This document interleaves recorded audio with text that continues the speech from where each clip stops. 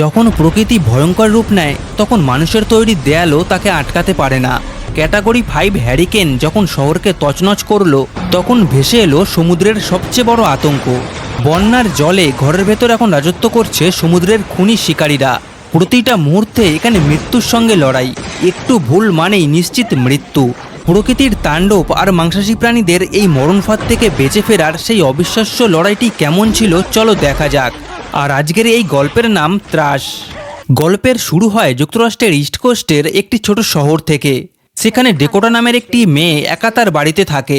হঠাৎ সে জানতে পারে খুব শীঘ্রই একটি ভয়ঙ্কর হ্যারিকেন ঘূর্ণিঝড় এই এলাকায় আঘাত হানতে চলেছে। তাই আশেপাশের সব দোকানপাট বন্ধ হয়ে যাবে। প্রয়োজনীয় জিনিসপত্র জোগাড় করতে সে বাইরে বের হয়। বাইরে গিয়ে দেখে সবাই শহর ছেড়ে যাওয়ার প্রস্তুতি নিচ্ছে। এর মধ্যে হালকা বৃষ্টিও শুরু হয়ে গেছে। তার এক প্রতিবেশী তাকে জানায় এটি একটি বড় হ্যারিকেন ঝড় যা অত্যন্ত বিপজ্জনক এবং এর ফলে ভয়াবহ বন্যাও হতে পারে। তাই যত দ্রুত সম্ভব এই এলাকা ছেড়ে চলে যাওয়াই নিরাপদ। কিন্তু ডেকোটা বাড়িতে ফিরে আসে। সে তার বাড়ি ছেড়ে যেতে চায় না, কারণ কিছুদিন আগে তার মা একটি রোগে আক্রান্ত হয়ে এই বাড়িতেই মারা গেছে। সেই ঘটনার পর থেকে ডেকোটা মানসিকভাবে ভেঙে পড়েছে এবং তীব্র উদ্বেগে ভুগছে। অন্যদিকে লিসা নামের আরেকজন মহিলাকে দেখানো হয়, যিনি গর্ভবতী। কাজ শেষ করে তিনি বাড়ি ফিরছিলেন, আর লিসার স্বামী তাকে ছেড়ে চলে গেছে, তাই তিনি একাই থাকে। এই সময় লিসার মায়ের ফোন আসে। তিনি লিসাকে হ্যারিকেন ঝড় সম্পর্কে সতর্ক করে। লিসা লক্ষ্য করে শহরের অনেক মানুষ ইতিমধ্যে চলে যাচ্ছে, কিন্তু তার পক্ষে এখান থেকে দূরে কোথাও যাওয়া সম্ভব না। উপরন্তু সে মনে করে হয়তো তেমন বড় কোনো ঝড় হবে না, তাই সে নিজের বাড়ির দিকেই রওনা দেয়। এদিকে এই শহরের বাইরে রন নামের একটি ছেলেকে দেখা যায়, যে তার ছোট ভাই বোনদের সঙ্গে পানিতে মজা করছিল। ঠিক তখনই সেখানে বিলি নামে একজন লোক আসে, যে তাদের ফস্টার প্যারেন্ট। ফস্টার প্যারেন্ট মানে কোনো অনাথ বা অসহায় শিশুকে কিছুদিন বা কয়েক বছরের জন্য যে পরিবার নিজের কাছে রাখে তাদেরই ফস্টার প্যারেন্ট বলা হয়। আসলে ওরা তিনজনই অনাথ। তারা বিলি ও তার স্ত্রীর সঙ্গে তাদের বাড়িতে থাকে। বিলি কখনোই তাদের সঙ্গে ভালোভাবে কথা বলে না, আর এখন বিলি সবাইকে বলে বাড়ি চলো। অন্যদিকে ডেকোটার কাকাকে দেখানো হয়, যিনি একজন মেরিন রিসার্চার, অর্থাৎ যারা সমুদ্রের কার্যকলাপ নিয়ে গবেষণা করে। তিনি জানতে পারে হ্যারিকেনের কারণে সুনামি আসতে পারে, তাই তিনি ডেকোটাকে ফোন করে দ্রুত সেখান থেকে চলে যেতে বলে। কিন্তু ডেকোটা যেতে চায় না। তার কাকা তার মানসিক অবস্থা বুঝতে পারে এবং বলে ঠিক আছে, যদি সুনামি আসে আর পানি বেড়ে যায় আমি তোমাকে উদ্ধার করতে আসব। এদিকে বিলি রন এবং তার ভাই বোনদের নিয়ে বাড়ি ফিরে আসে। বিলির স্ত্রীও সেখানে থাকে। তারা জানে খুব শীঘ্রই একটা বড় ঝড় আসতে চলেছে, কিন্তু বিলি মনে করে নিউজে যা বলা হচ্ছে সব মিথ্যে, এত বড় ঝড় আসবে না।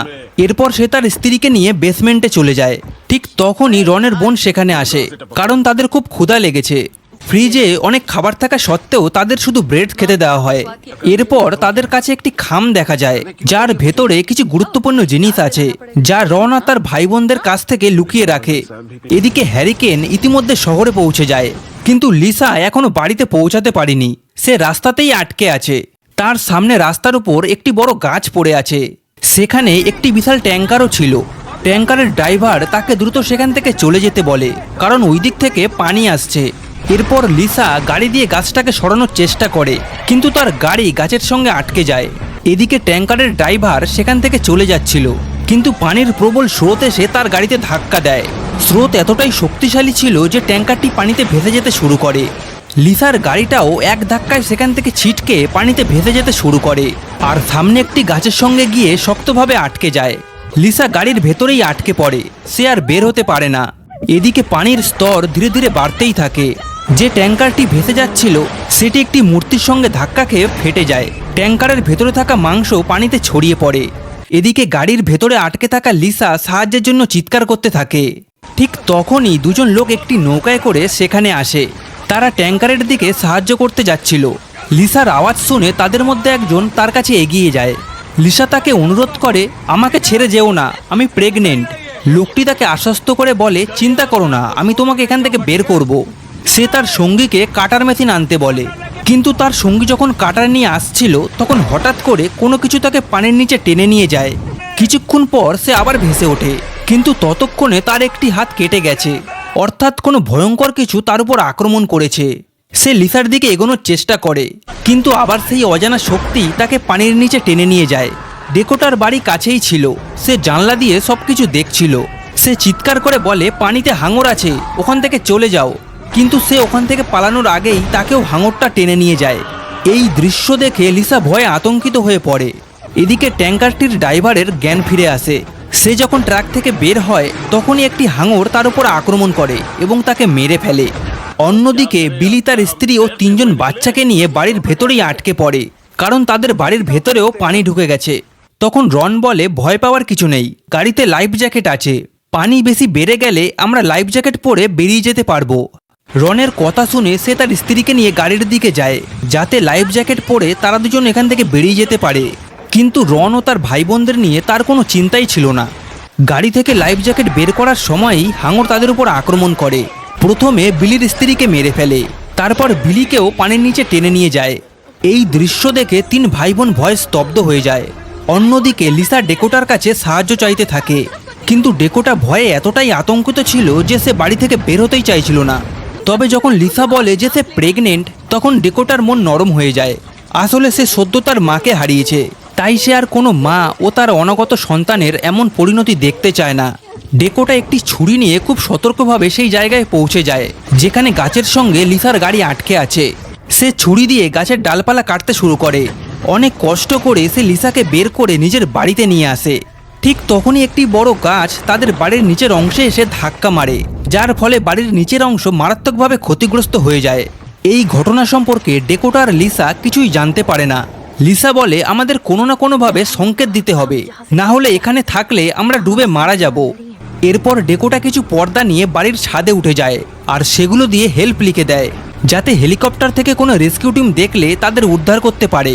এরপর সে নিচে ফিরে আসে। লিসা তখনও তীব্র যন্ত্রণায় কষ্ট পাচ্ছিল। লিসা তাকে বলে দেখো তো আমার বাচ্চা বের হচ্ছে কিনা। ডেকোটা ভয় পেলেও সাহস করে দেখে এবং বলে আমি বাচ্চার মাথা দেখতে পাচ্ছি। অন্যদিকে রন ও তার ভাই বোনেরা দেখে তাদের বাড়ির দরজা খোলা। তারা বুঝতে পারে দরজাটা বন্ধ না করলে হাঙর ভেতরে ঢুকে পড়বে। তাই রনের বোন জিনিসপত্রের উপরে উঠে দরজার কাছে পৌঁছানোর চেষ্টা করে। দরজাটা একটু দূরে থাকায় সে জিনিসের উপর দাঁড়িয়ে ঝুঁকে পড়ে দরজা বন্ধ করার চেষ্টা করে, কিন্তু দরজা বন্ধ করার আগেই একটি বিশাল হাঙর ভেতরে ঢুকে পড়ে। সে তখন খুব বিপদে পড়ে, তার হাত ফসকে পানিতে পড়ে যাচ্ছিল। ঠিক তখনই রন পিছন থেকে এসে তাকে ধরে ফেলে।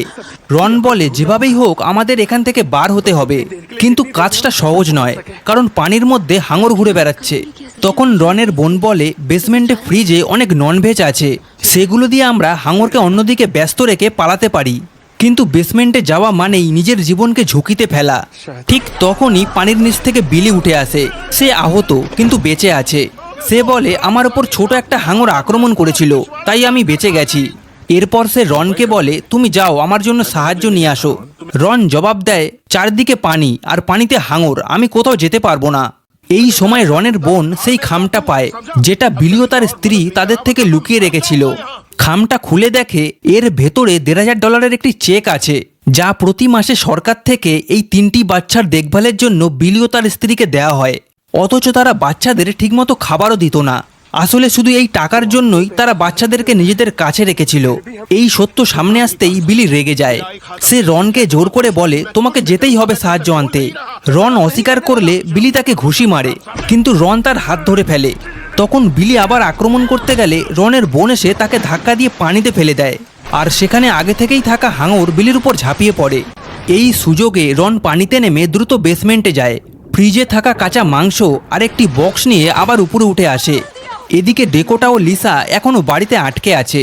লিসা বলে যারা আমাকে সাহায্য করতে এসেছিল তাদের নৌকাটা এখনও বাইরে আছে, যদি কোনোভাবে আমরা ওটা পর্যন্ত পৌঁছাতে পারি বা এখানে আনতে পারি তাহলে এখান থেকে বেঁচে ফিরতে পারবো। এরপর ডেকোটা মাথায় একটি বেল্ট বেঁধে নেয় যাতে টর্চ লাগানো আছে। এরপর বাড়িতে থাকা কিছু কাঁচা মাংস প্যাকেটে ভরে জানলা দিয়ে বাইরে ছুড়ে দেয়। মাংসের গন্ধ পেয়ে আশেপাশের হাঙরগুলো সেদিকে ছুটে যায়। এই সুযোগে ডেকোটা চুপচাপ পানিতে নেমে নৌকার দিকে সাঁতার কাটতে শুরু করে, কিন্তু হঠাৎই তার পা কোনো কিছুর সঙ্গে লেগে যায়। সে বুঝতে পারে পানির নিচে হাঙর ঘুরে বেড়াচ্ছে, তাই ডেকোটা পুরোপুরি শান্ত হয়ে যায়। এর ফলে হাঙর তার উপর আক্রমণ করে না। সুযোগ বুঝে সে দ্রুত নৌকায় উঠে পড়ে। এদিকে পানির স্তর ক্রমেই বাড়ছে। লিসা যে ঘরে আছে সেখানেও পানি বেড়ে যায়। তার বিছানা পানিতে ভাসতে থাকে। পানির চাপ বাড়তে বাড়তে বাড়িটা সম্পূর্ণ ভেঙে যায় আর লিসা পানির মধ্যে পড়ে যায়। এবার তার প্রসব বেদনা শুরু হয়। রক্ত পানিতে মিশে যায় আর সেই অবস্থাতেই সে নিজের সন্তানের জন্ম দেয়।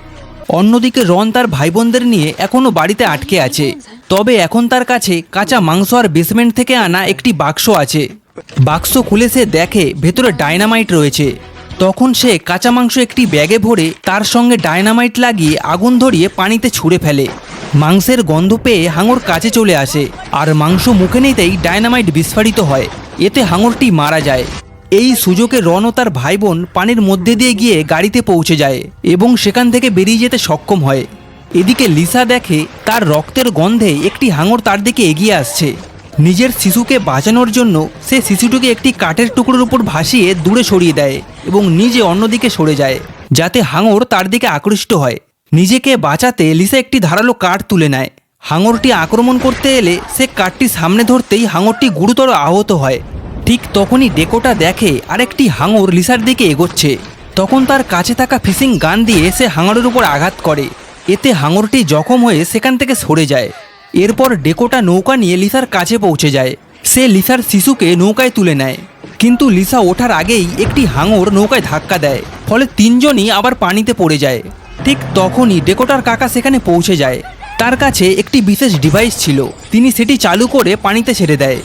ডিভাইস থেকে বের হওয়া তরঙ্গের কারণে আশেপাশের সব হাঙর সেখান থেকে সরে যেতে থাকে। তবে একটি হাঙর বিভ্রান্ত হয়ে তার দিকেই এগিয়ে আসছিল, কিন্তু হঠাৎই একটি বিশাল হাঙর এসে সেটিকে আক্রমণ করে। এরপর ডেকোটার কাকা এগিয়ে এসে ডেকোটা, লিসা ও শিশুটিকে নৌকায় তুলে নেয় আর বড় হাঙরটিও সেখান থেকে চলে যায়। এইভাবে তাদের তিনজনের প্রাণ রক্ষা পায়। সঙ্গে থাকা রিপোর্টাররা পুরো ঘটনাটি ক্যামেরায় রেকর্ড করে। পুরো এলাকা পানিতে ডুবে গেছে। যদিও আবহাওয়া শান্ত হয়েছে, তবুও জানা যায় খুব শীঘ্রই আরেকটি হ্যারিকেন ঝড় আসতে পারে। তাই সবাইকে দ্রুত সেখান থেকে সরে যেতে হবে।